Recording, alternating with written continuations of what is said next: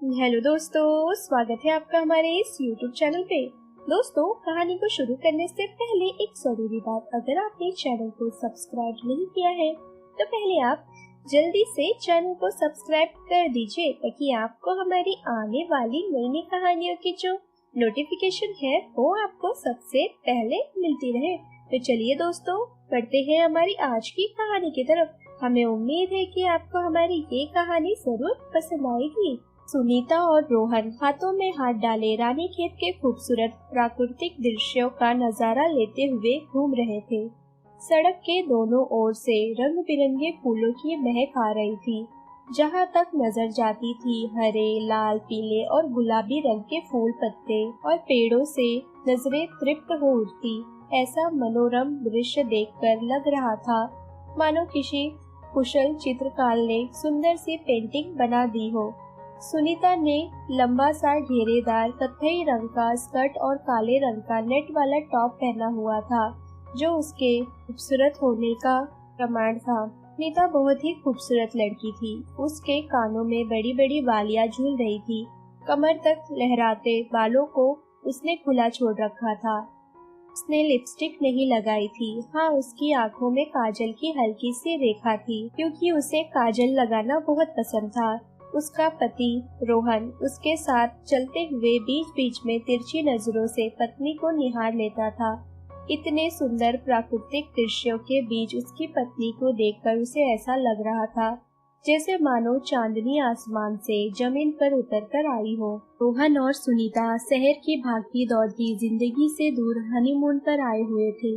वैसे तो उनकी अरेंज मैरिज हुई थी, लेकिन शादी और सगाई के बीच 6 महीनों का अंतर होने के कारण दोनों फोन पर एक दूसरे से बातें करते रहते थे और इस तरह एक दूसरे के बारे में काफी कुछ जान गए थे। इसलिए दोनों ही एक दूसरे से ज्यादा झिझक नहीं रहे थे। थोड़ी देर घूमने के बाद सुनीता ने कहा कि रोहन, मुझे थोड़ी थकान हो रही है, चलो ना होटल वापस चलते हैं। रोहन ने कहा कि क्यों, क्या हुआ? सुनीता के मुंह से निकला, वह मेरे सिर में हल्का सा दर्द हो रहा है। रोहन तुरंत घबरा गया और कहने लगा, तुमने मुझे पहले क्यों नहीं बताया? इतना कहकर वह आसपास में कोई मेडिकल शॉप ढूंढने लगा। जल्दी एक मेडिकल शॉप से उसने दवाई भी खरीद ली। सुनीता उसे यह कहकर रोकती रह गई कि हल्का सा सिर दर्द है, आराम कर लूंगी तो ठीक हो जाएगा। लेकिन रोहन भी कहाँ मानने वाला था। होटल आने के बाद रोहन उसके लिए चाय लेकर आया। दोनों ने चाय पी।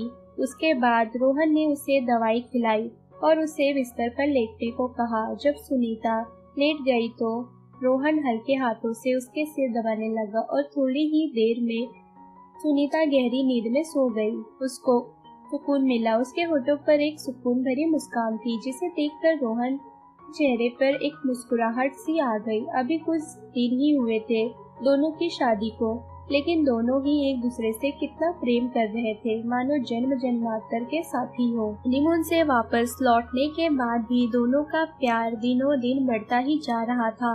सुनीता अपनी ससुराल में बहुत खुश थी। उसके ससुराल में सास ससुर ही थे। उसकी एक ननद थी, सारिका, जिसकी शादी हो चुकी थी। सुनीता ने सोचा था कि कुछ दिनों के बाद वो भी जॉब करने की कोशिश करेगी और उसके इस फैसले से भी सभी सहमत भी थे।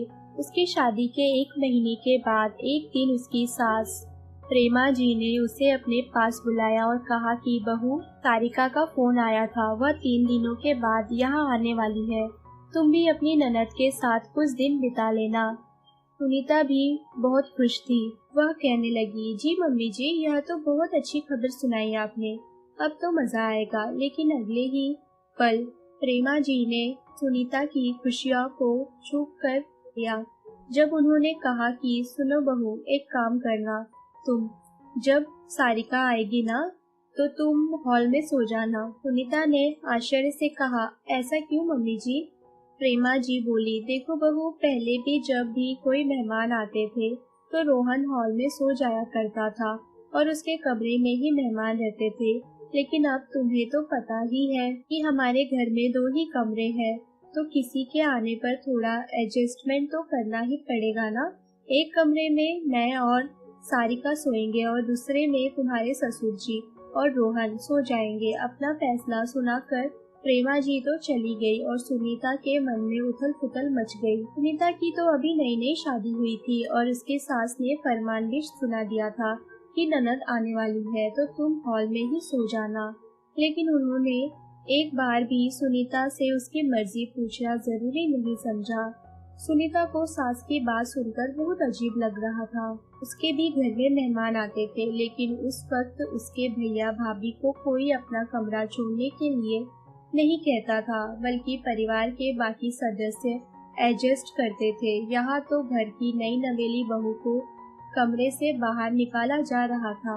ऐसे कैसे वह हॉल में अकेले पूरी रात सो जाती। सुनीता को कुछ भी अच्छा नहीं लग रहा था। उसने सोचा कि इस बारे में उसे रोहन से बात करनी ही होगी। शाम को रोहन ऑफिस से आया तो सुनीता ने चाय नाश्ते के बाद अकेले में उसे यह सारी बातें कही। रोहन भी कहने लगा, बात तो तुम्हारी ठीक है, लेकिन मैं माँ से यह बात कैसे कहूँ। मुझे तो बड़ी शर्म आती है। माँ क्या सोचेगी कि शादी होते ही मैं पत्नी के बिना सो भी नहीं सकता। सुनीता झुंझलाते हुए बोली, लेकिन तुम यह भी तो समझो ना कि बात वह है ही नहीं। मुझे तो दिक्कत बस इतनी है कि मुझे हॉल में सोना पड़ेगा और बात सिर्फ एक बार की नहीं है। अगर शुरुआत में ही मैंने मना नहीं किया तो यह हमेशा की आदत बन जाएगी। जब भी कोई मेहमान आएगा तो क्या घर की बहू को तुम लोग हॉल में ही सुलाओगे। पत्नी की बात सुनकर रोहन निरुस्त हो गया, लेकिन उसे इस समस्या का कोई भी हल नजर नहीं आ रहा था। यदि वो माँ से इस बारे में कोई भी बात करता तो उसके शब्दों को सुनकर उसकी माँ पक्का उसे ताने देती कि तुम तो बीवी के गुलाम ही हो गए हो। लेकिन फिलहाल उससे भी अच्छा नहीं लग रहा था कि उसकी पत्नी बाहर अकेले हॉल में सोए। उसने सोचा कि मैं पापा से बात करता हूँ। वह पापा के कमरे में गया तो उसके पापा रमेश जी अपने मोबाइल में कोई मूवी चलाकर देख रहे थे। उन्होंने कान में ईयरफोन में लगा रखा था। रोहन को देखते ही उन्होंने मूवी बंद करके मोबाइल को एक किनारे रख दिया और ईयरफोन कानों से निकालते हुए बोलो, आओ बेटा बैठो। रोहन पापा के पास बैठ गया और झिझलाते हुए बोला, वो पापा मुझे आपसे कुछ जरूरी बात करनी है। रमेश जी बोले, हाँ बेटा बोलो ना, क्या बात है। रोहन हिचकिचाते हुए बोला, पापा आपको तो पता ही है ना कि सारिका आने वाली है, तो माँ ने सरिता से कहा है कि रात को वह हॉल में सोएगी। अब सुनीता को हॉल में सोना अजीब लग रहा है, तो मैंने सोचा कि हॉल में मैं सो जाऊंगा। सुनीता और सारिका एक साथ सो जाएंगे, तो यह कैसा रहेगा। रोहन एक ही सांस में अपनी बात कहकर पापा के चेहरे को गौर से देखने लगा। तभी पीछे से रोहन की माँ प्रेमा जी दनकते हुए कमरे में घुसी और रोहन को डांटते हुए कहने लगी, अच्छा तो तू अभी से ही बहू की बोली बोलने लगा। अगर वह 20 दिनों तक हॉल में सो भी जाएगी तो उसे क्या दिक्कत होने वाली है, और मेरी बेटी के साथ वह क्यों सोएगी। मुझे अपनी बेटी के साथ रहना है ताकि मैं उसके साथ ज्यादा समय बिता सकूं। तुम अपने पापा के साथ सो जाना, इसमें दिक्कत ही क्या है। माँ की झिड़की सुनकर रोहन ने सिर झुका लिया। माँ के आगे वैसे भी वो ज्यादा मुंह नहीं खोल पाता था। रमेश जी ने बात को संभालते हुए कहा, रोहन तुम जाओ, मैं बात करता हूँ। रोहन चुपचाप उठकर कमरे से बाहर चला गया। रमेश जी ने प्रेमा जी से कहा, यह कैसी बहकी बहकी बातें कर रही हो तुम। अभी रोहन और सुनीता की नई नई शादी हुई है। दोनों दिन भर तो घर और बाहर की जिम्मेदारियों में उलझे रहते हैं। रात को ही तो कुछ पल उन्हें साथ में बिताने का मौका मिलता है। ऐसे में बहू को हॉल में सोने के लिए क्यों कह रही हो। तुम्हें अपनी बेटी के साथ वक्त बिताना है ना, उसी तरह सुनीता को भी अपने पति के साथ वक्त बिताना होगा। प्रेमा जी झुंझलाते हुए बोली, तो मैं कौन सा उसे विदेश भेज रही हूँ। इसी घर में रहेगी ना बहू। 20 दिन पति से दूर भी रह लेगी तो क्या हो जाएगा। रमेश जी गहरी सांस छोड़ते हुए बोले, किन भाग्यवान इस तरह घर की बहू हॉल में सोए, यह अच्छा लगता है क्या। हॉल में मैं सो जाऊंगा, तुम अपनी बेटी के साथ अपने कमरे में सोना और रोहन और सुनीता से उसका कमरा कोई नहीं लेगा। पहले की बात और थी, रोहन विवाहित नहीं था तो वह हॉल में सो जाता था और कोई भी मेहमान आता था तो उसके कमरे में सो जाता था। लेकिन अब रोहन और सुनीता को उस कमरा मिलना ही चाहिए। कोई भी मेहमान आएंगे तो वह हमारे कमरे में रहेंगे और कभी ज्यादा जरूरत पड़ी तो हम दोनों हॉल में रह लेंगे, लेकिन बेटे या बहू का कमरा छीनने का हमको अधिकार नहीं है। नया नवेला जोड़ा है वह, उन्हें उनकी प्राइवेसी मिलनी ही चाहिए। प्रेमा जी मुंह टेढ़ा करते हुए बोली, आप तो बहू के आते ही उसे सिर पर चढ़ाने की तैयारी करने लगे हैं। अरे इसी तरह वह अपनी बात मनवाती रहेगी तो कभी भी हमारी बात नहीं मानेगी, ऊपर से हमारे खिलाफ हमारे बेटे को भी भड़काने लगेगी। रमेश जी व्यंग से मुस्कुराते हुए बोले, अच्छा, और आप जो कर रही हैं उसके वजह से बहुत हमें बहू इज्जत देगी और हमारा मान सम्मान करेगी, और हम बहू की इच्छा का मान नहीं रखेंगे, उसकी खुशियों का ख्याल नहीं रखेंगे, तब वह हमारी बात सुनेगी। वाह भाई वाह, मान गए तुम्हारी सोच को। प्रेमा जी निशब्द हो गई थी। रमेश ने मजबूत शब्दों में अपना फैसला सुनाते हुए कहा, बस इसके आगे मुझे कोई और बहस नहीं करनी है। मैंने फैसला कर लिया है, बहू हॉल में नहीं सोएगी। प्रेमा जी झुंझलाते हुए बोली, आपको जो करना है करिए, आपकी मर्जी के आगे आपने कभी मेरी सुनी भी है? इतना कहकर वह एक पत्रिका उठाकर उसके पन्नों में नजरें गाड़ने लगी।